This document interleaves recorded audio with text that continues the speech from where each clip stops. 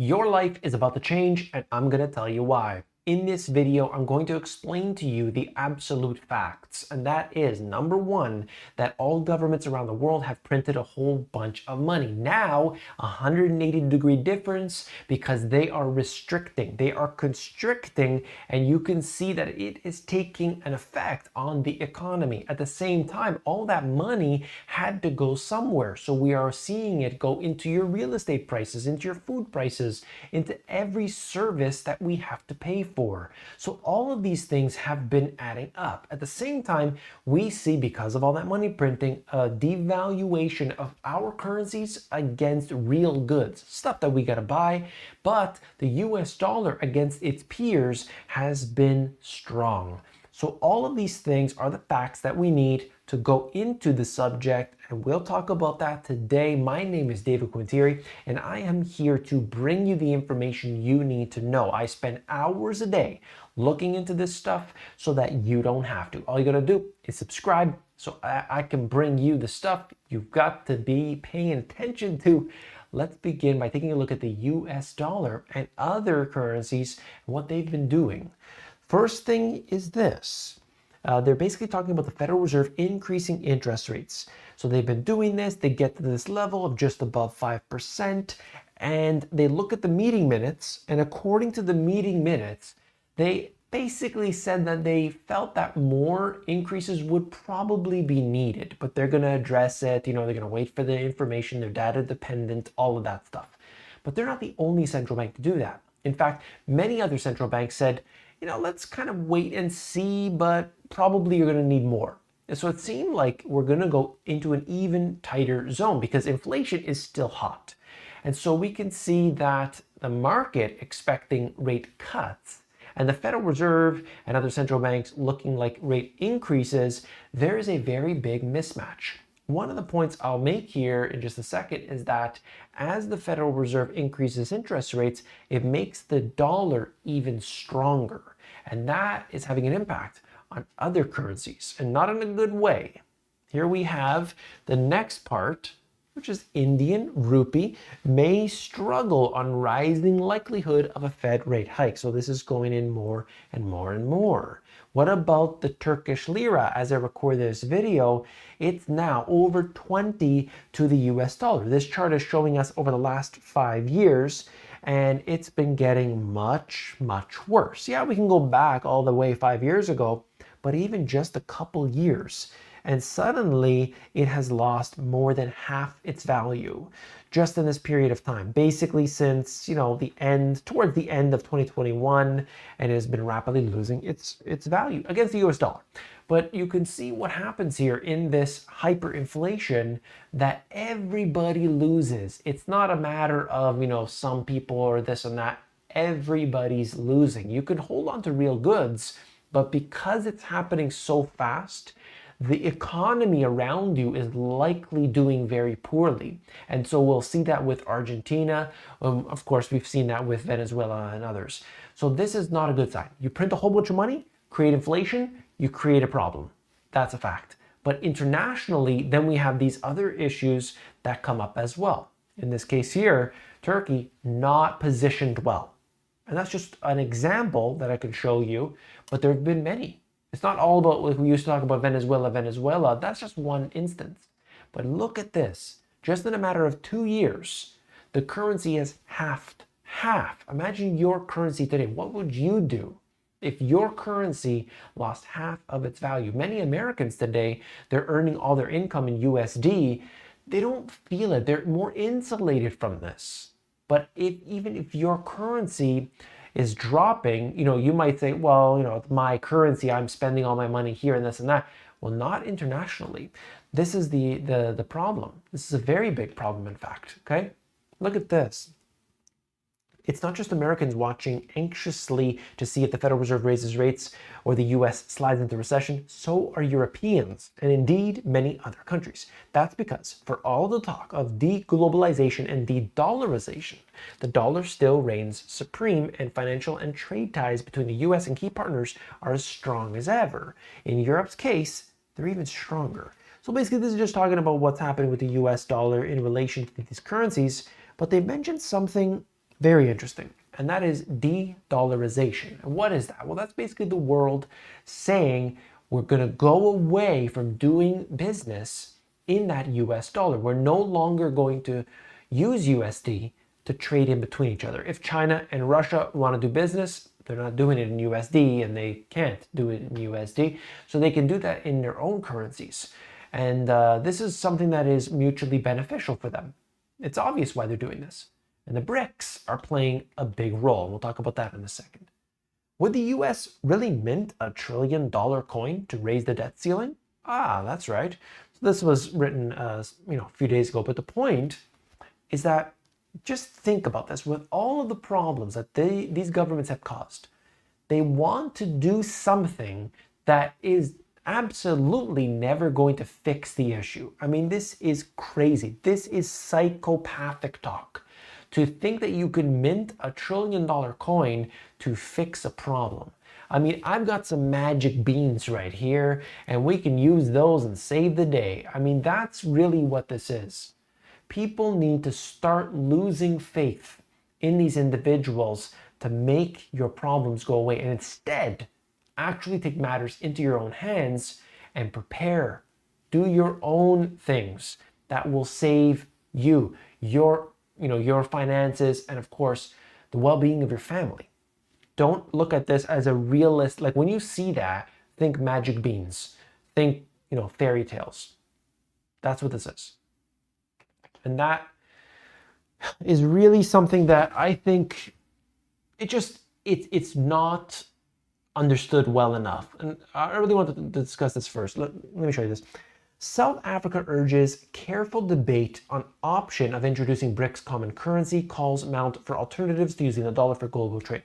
So the BRICS nations, they want to do this in their own currency. They want to have their own currency to do trade in and do away from the dollar.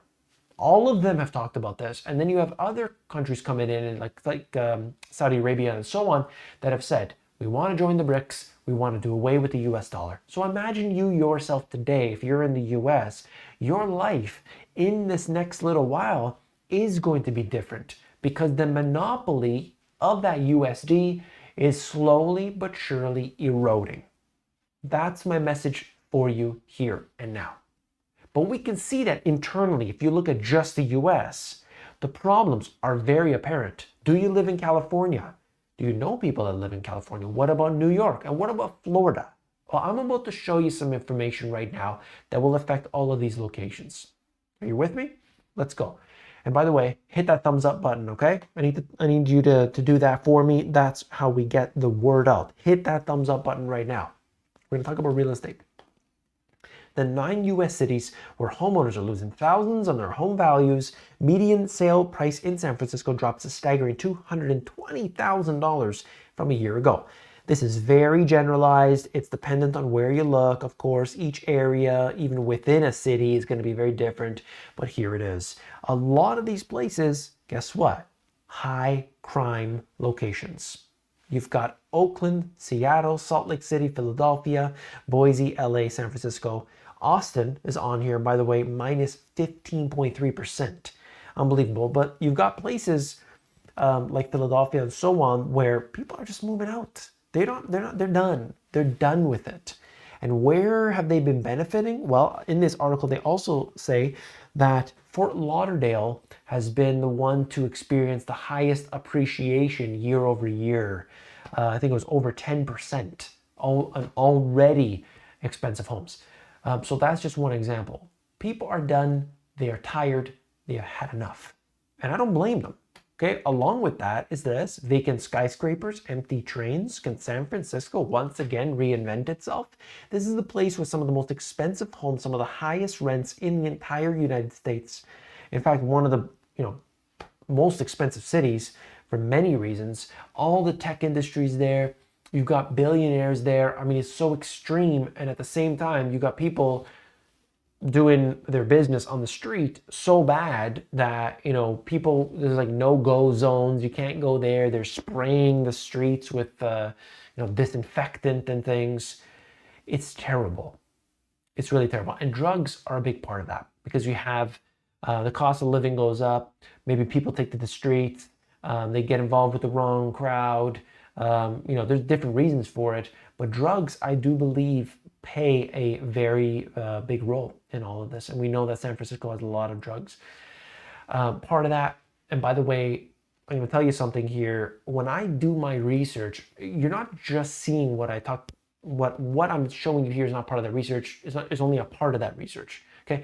Just today, I was talking to a detective, and this detective working for the police, he basically told me, he works in Toronto, saying that the drug problem just in the last 2 years has magnified considerably. There have been break-in enters. There have been in vehicles and homes. There has been a surge in crime. And this has been going on. And what happens to those criminals? Well, let me tell you something. There's two things. Number one, these individuals need to show that they had intent to break into a place. The second thing is that they have to be in the right state of mind. If they are not one of those things, like if they were on drugs, they are not going to face a judge. How does that make sense? So this individual is telling me this information, and then he expands on it further. And he says, if they did not have that right state of mind, we won't even give that information to a judge, knowing already in advance the judge is just going to shut that down. So do you not see the problem here? Because people tolerate this garbage. It's the same thing in San Francisco and all these other cities where they've got these relaxed rules for this. There should be no tolerance for this type of thing. That if a crime happens, it goes unpunished. Just like the people that walk out of the stores taking all the merchandise, there is no punishment for these people, and the cities will only get worse. They will become lawless. This is Gotham in real life. It's not one city or the other. So again, what I wanted to mention is that when I do my research, I am asking the questions from people outside of this, and then I bring that to you. The articles, they're just a prop. So I hope you appreciate this information. I'm going way in depth. These other guys, no. Okay? Let me just tell you, I'm doing my research and I'm putting in my hours. The US tech chiefs waving goodbye to San Francisco, setting up home in London, which is odd of all places, London. But again, I mean, you can't just move into the middle of nowhere. They need talent.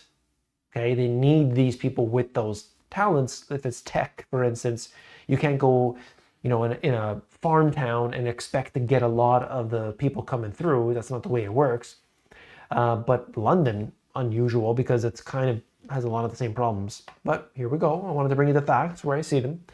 Housing inventory was one that I wanted to show you because it has increased, right? You're going to see that inventory rose, yes, but look at the numbers here. I mean, we are still low compared to where we were 2016, 2017, and so on. Like that was kind of trending down.